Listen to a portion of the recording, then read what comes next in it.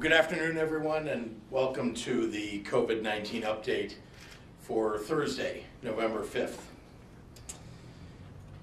Today we mark a terrible milestone for the state of Illinois.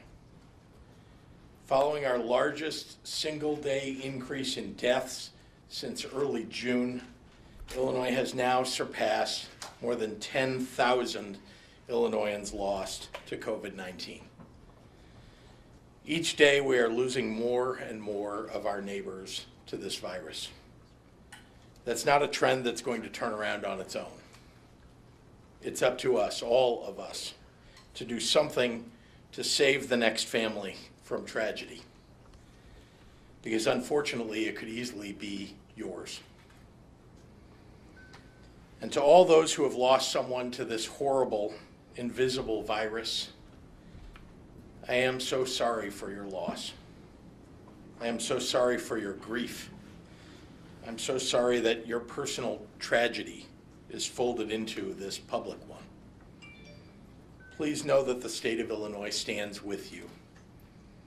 We won't let your relatives, your friends, be forgotten. Please join me in a moment of silence.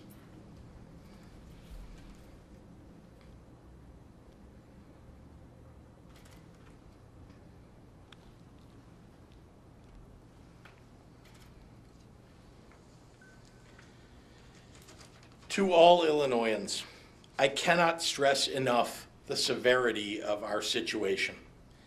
IDPH is looking at proposing further regional and statewide restrictions because the rise in cases and hospitalizations is unsustainable.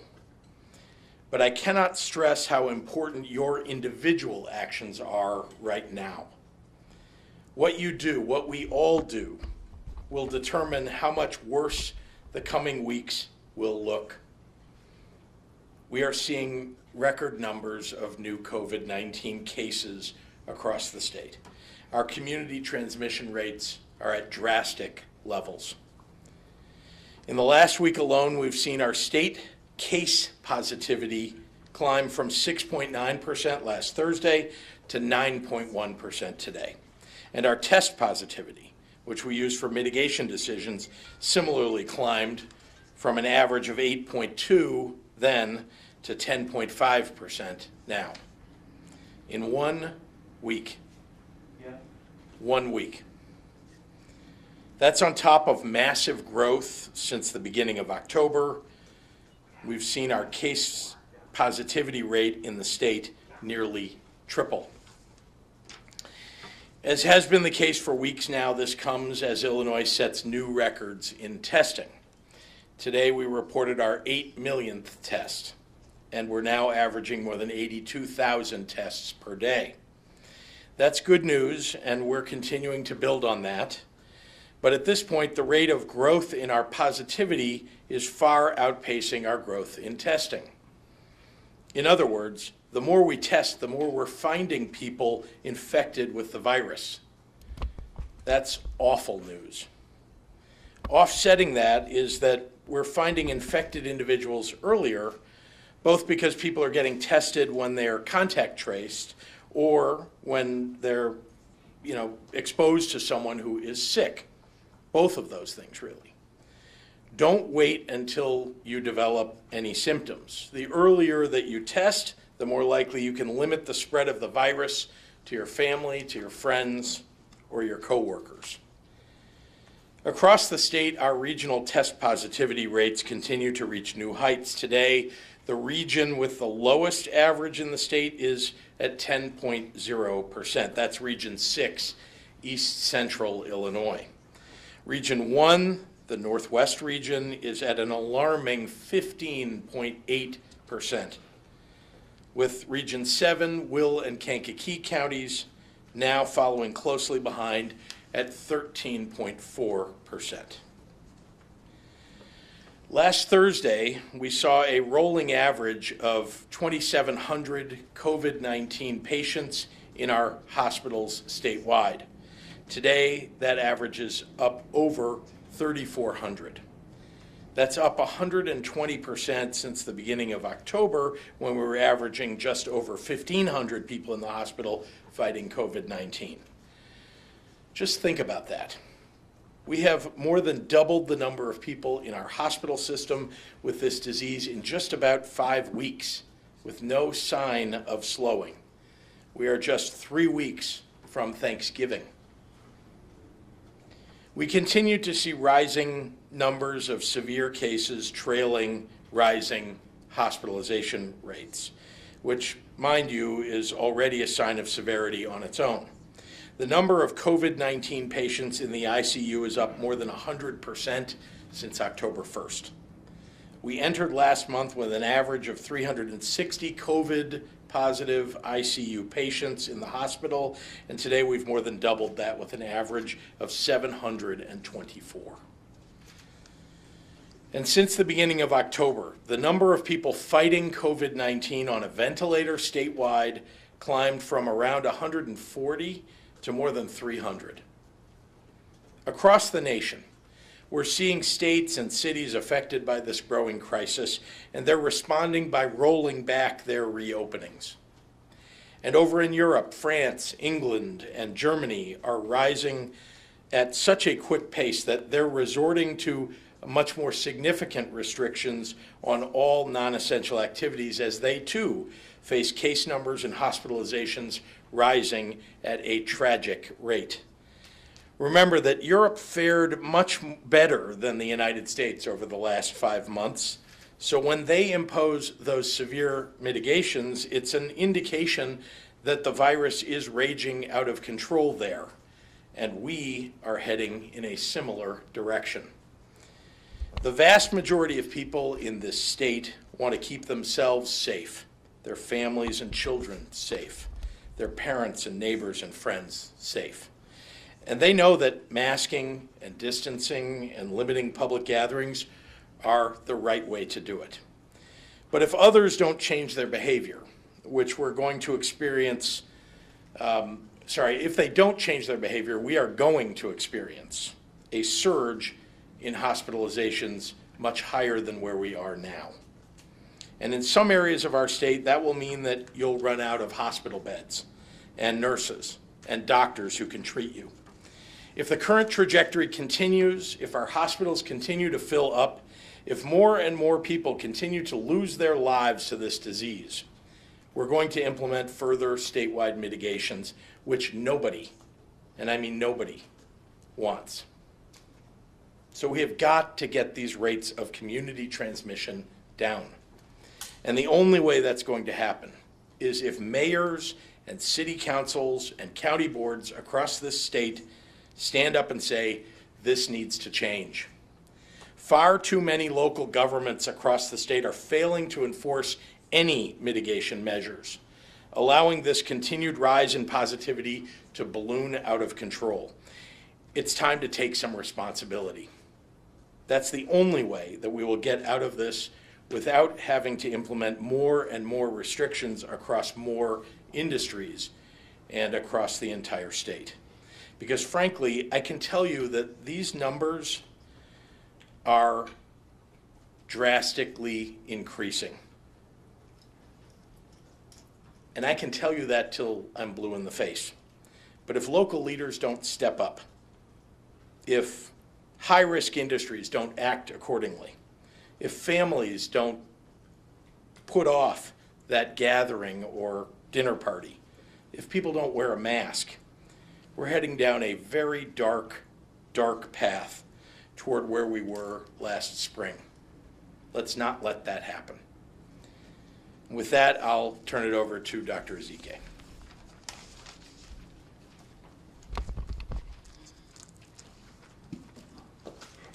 Thank you, Governor, and good afternoon. Just following up after what the Governor has shared, both in his words, graphically, the message is the same. And to follow on that, I need to talk about the upcoming holiday season, traveling to see family and friends. We just really need to think about this. Let's be clear, travel will increase your chances of contracting and spreading COVID-19. as will going to a crowded event, as will having multiple people in your home for Thanksgiving. So in terms of travel, we do recommend avoiding travel to areas of higher risk, but as you are seeing, that is almost everywhere. That includes essentially every county here in Illinois, that includes almost every state in the United States, and many countries around the world. Visiting counties, states, or other countries where there are fewer cases of COVID-19 might be a little less risky than visiting locations where there are higher rates, but there's still a risk, and there's just even the risk of just the traveling process. I want to make sure that every person watching, every person listening understands that there is significant potential for harm and death. Let's be very plain. And it's not just to yourself, for the people who feel nothing could ever happen to them, but it's to other members of your family and other people that you may not even know that you could unwittingly spread the virus to. Ultimately, the decision to travel or to have an event or to have a large Thanksgiving feast is yours to make.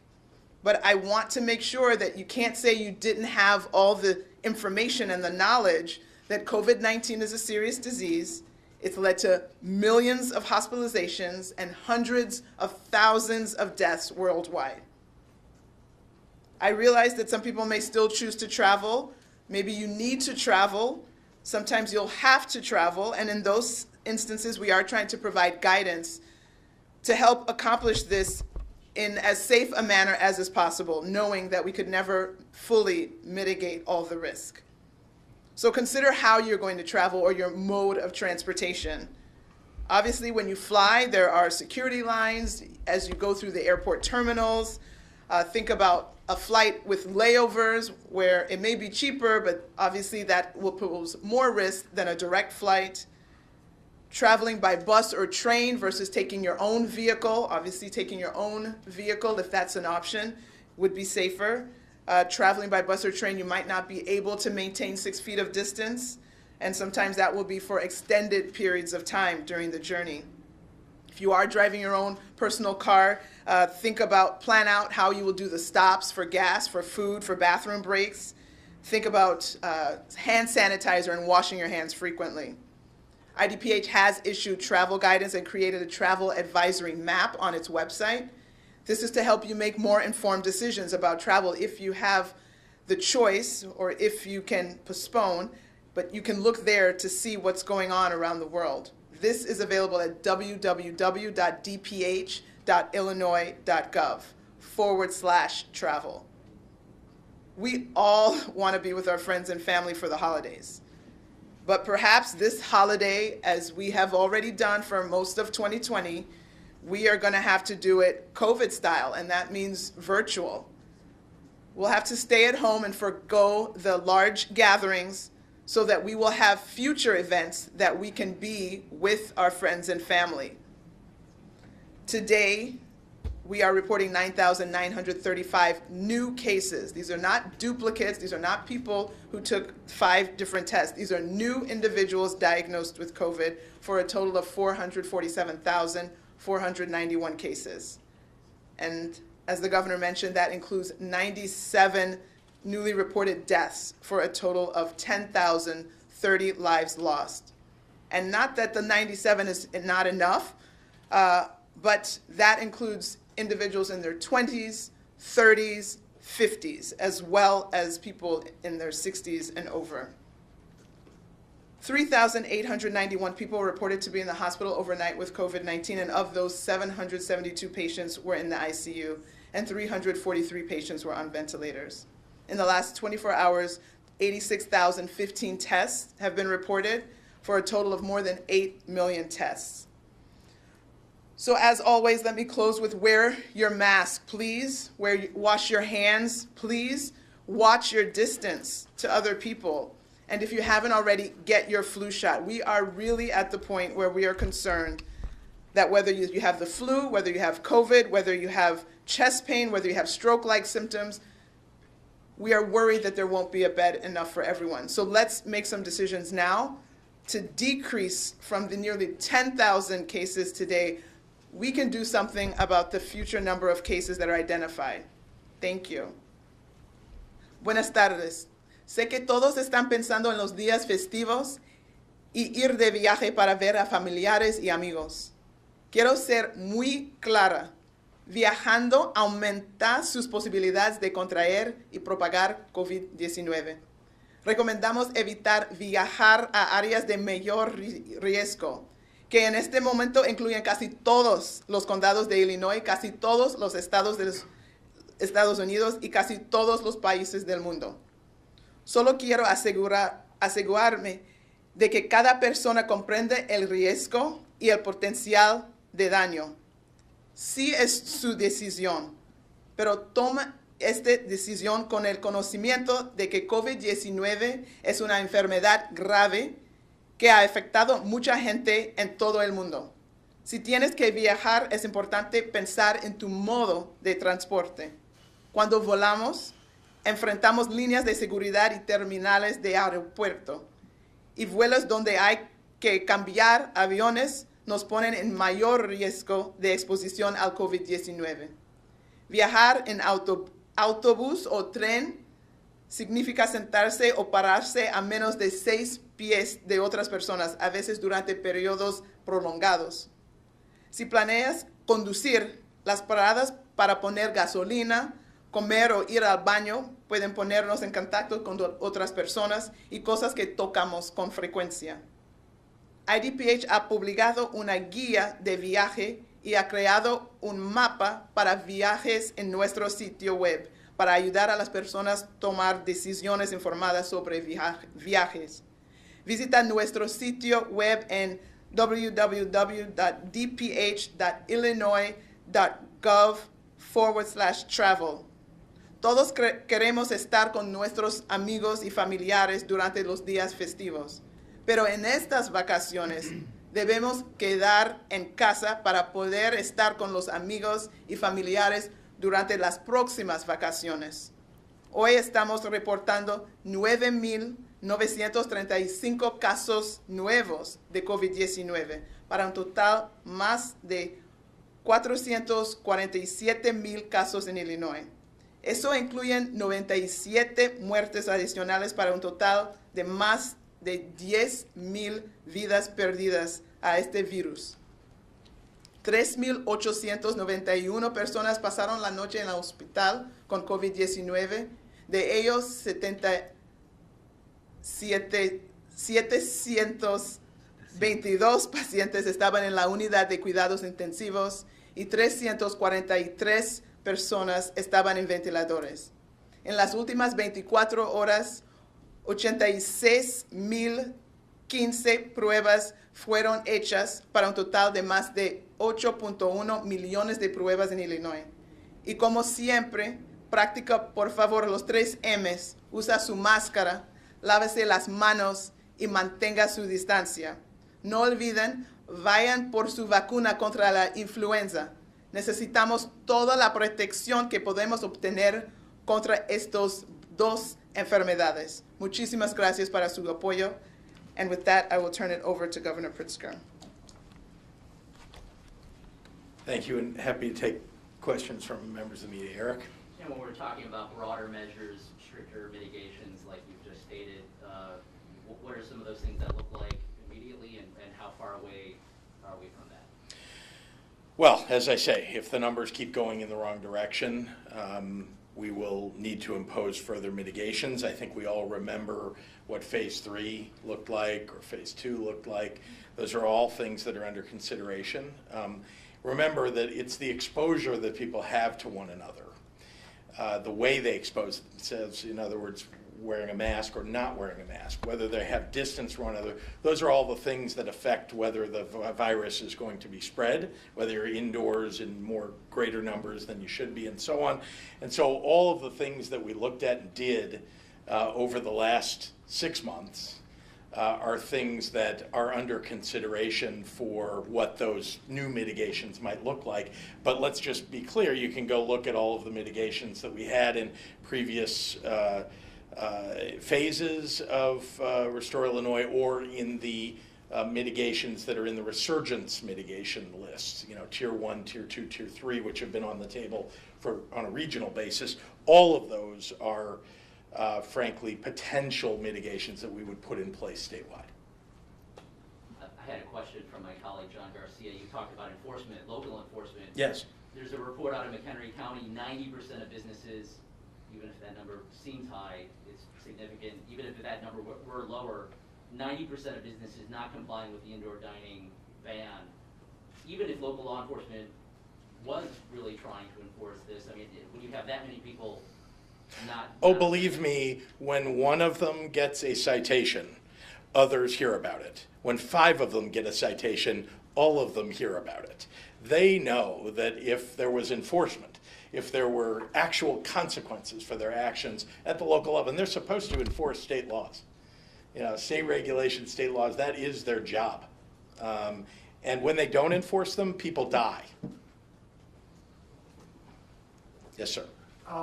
Yesterday, Dr. Ezike said that we should be testing ourselves more and more, perhaps even if we don't show symptoms. Do we have the capacity to sustain that kind of testing? We've been building that precisely for that purpose. We want people, in fact, it was part of my remarks today, just to remind you that even when you're not feeling symptoms, if you feel like you've been exposed to people or in an environment in which you could have contracted COVID-19 and you're not feeling symptoms, go get tested. And that's one of the reasons, I mean, frankly, that I think our state has been, over the last number of months, better off than many others, is that we have so many tests available for people to get. We want people to do it. We want people, even when you're not feeling symptoms. Look, early on here, you remember that we had to tell people, like, please don't get a test until you have symptoms, because there just weren't enough tests, right? That was very early in the pandemic. Now we're literally the 3rd largest testing state in the country. That doesn't mean that everybody can go every day and get a test and we'd be fine. But, you know, at 80-some thousand tests per day, and you've seen we've steadily increased that from, 60+ thousand, 70,000, 80,000. We're heading toward 90, 100,000. It won't be enough until we can start to get the virus under control for everybody to get a test all the time. But as I say, if you feel like you've been in a place where you may have come in contact with somebody who has COVID-19, go get tested. And yes, we have the capability to do that. Yes. I have an off-topic question. Is that okay? Sure, of course. I mean, unless anybody else. Yeah. All right. This has to do with unemployment. Today, the new numbers from last week came out, and there were more than 73,000 new unemployment claims filed in Illinois, which was a 38% increase from the week before. Not all that surprisingly, considering the new mitigation efforts. Well, and considering the situation of the national economy, too, because we've seen this happen in other states, too. Yeah. And I'm sure a fair amount of those people, we could assume, are restaurant workers and bar workers and such, too, who may not have their jobs. But that aside, considering that's a 38% increase from the prior week, and, for example, there are still more than 153,000 PUA claims that have not been paid out yet in the system. Are you concerned about how IDES will be able to handle this second surge? And could you elaborate on anything new that's being done to potentially prepare for another round? Sure. Well, let me be clear. IDS is in a much better position today than it has been at any time during this pandemic. Many, many upgrades have been implemented. We have a new leader at IDES. She's doing a terrific job. We've brought in technology to help us with processing to make sure that we're answering, calling back people much faster. Obviously, any increase in unemployment claims is tragic for the people who have to endure that, and it makes it more difficult to catch up and make sure that we're responding to people very quickly. But people are getting called back, and they are getting their unemployment claims met. More is worse for our state. More is worse for our state. There's no doubt about it. I also want to be clear that you talked about the PUA system. That system is rife with fraud all over the country because the federal government set it up wrong. And so there are literally weekly calls among all the states to discuss how they're going to manage dealing, the FBI is involved in this, the Justice Department is involved in this, our Attorney General's office is involved in this. It's a huge system that got created with, frankly, that's allowed people to, using stolen identities or, trying to figure out somebody's name and using it in a PUA application. And so to the extent that people are not getting those PUA, benefits filled, one of the challenges has been the massive fraud that the federal government kind of built into that system. And that's going to have to be worked through in every state. And every state is working on it. We're actually in a slightly better position dealing with that than many others. And a quick follow-up. Are you concerned about the state's ability not to pay out the claims, but to pay for them? I mean, I understand there's a trust, correct? Well, the PUA system is all federally funded. Okay. So the answer is, my concern is that your federal tax dollars were wasted by the fraud that was built into that system. And regular unemployment claims, are you concerned about the state's ability to absorb that cost? Well, I'm concerned every state's got the same problem. Every state has massive unemployment claims that it's paid much more than they expected.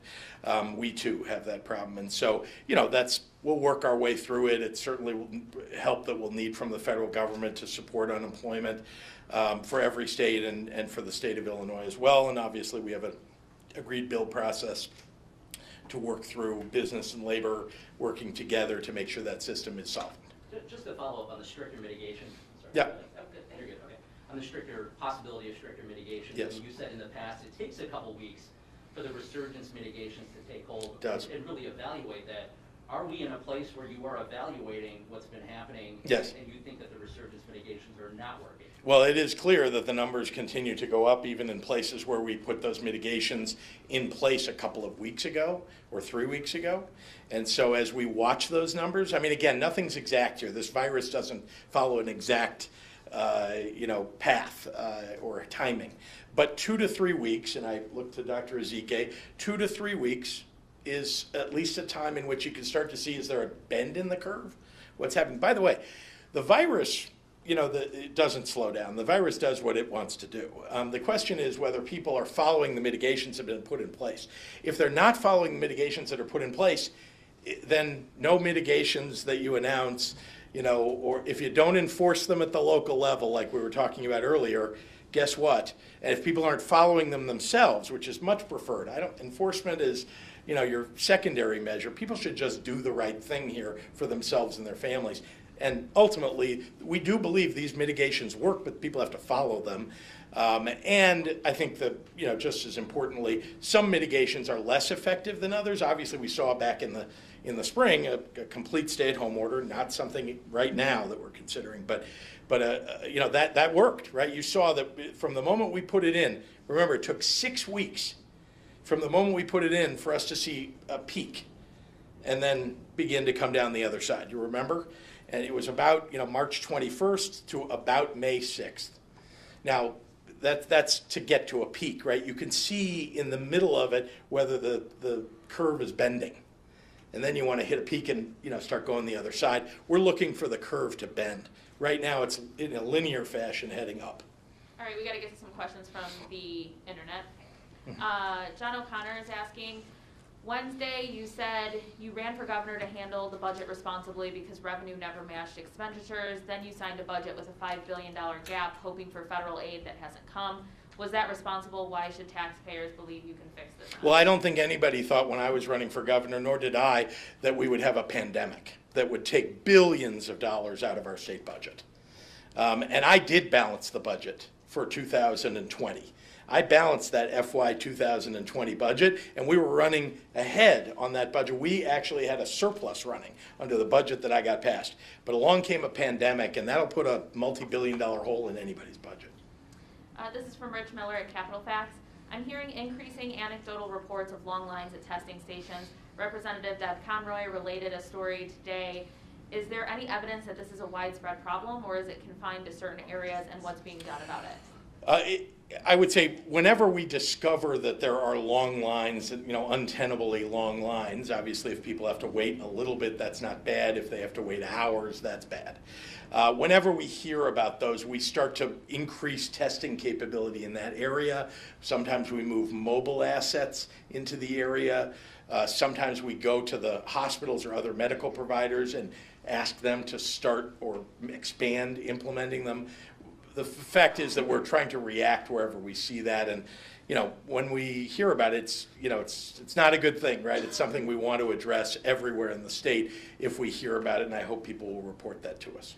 Dave, Tony at WBZ and a few other people are asking about Senator Durbin's comments yesterday, and if Speaker Madigan should remain chairman of the Democratic Party in Illinois, and what role do you think his investigations played in voters rejecting the fair income tax?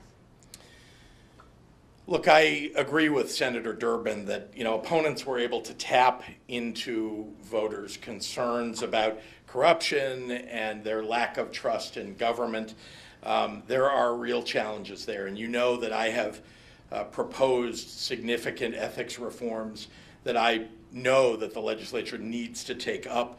The Republicans and the billionaires that sided with them were, effectively able to use the speaker as their foil, and that hurt our state's ability to get things done.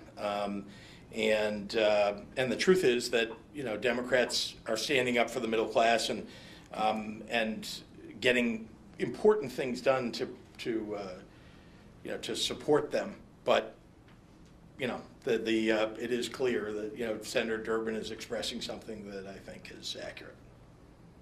Does the state still intend to borrow money from the Fed's MLF program, and if so, how much and when? It's a good question. First of all, with the fair tax being defeated by the Republicans and the billionaires, the fact is, as I have said, we're going to have to make drastic, really painful cuts, and that's just the kind of immediate challenge of the budget. And then add on top of that the failure of revenues from COVID. And so the MLF will no doubt have to be part of the solution, but we need to make other structural changes, and I've asked the leaders to step up, and I mean of both parties, to step up with proposals to do that. And we have a follow-up question. To be clear, you agree with Senator Durbin that we need new leadership at the party? Yes. Jim Leach is asking, with local government still defying orders to close indoor bar and restaurant service, at what point do you step in and assert your authority to address a statewide public health crisis? I'm sorry, can you repeat the first part of that question? With local government still defying orders to close indoor bar and restaurant service, at what point do you step in to assert your authority to address a statewide public health crisis? Well, if they are not enforcing those local mitigations, then once again, moving the state backward, which is bad for every industry and bad for every individual in the state, frankly, other than it's going to bring down these metrics and these positivity rates of cases, which will be good for everybody. But if you want to keep the economy moving forward, they ought to go enforce the mitigations that we put in place. Shruti at Bloomberg and Jamie at the Tribune both have similar questions. How soon could we see a hospital bed shortage occur in Illinois, and in what regions are we worried about? And are there any plans to build any alternate care sites or open any of those? I think that's all on our website. You can see what the capacity is, I think, in every region on the website, hospitalizations, capacity levels. So that's all available to you. Please go to the IDPH website. I think you got almost everything. Make sure. Yeah, I think that's everything. Great. Thank you, everyone.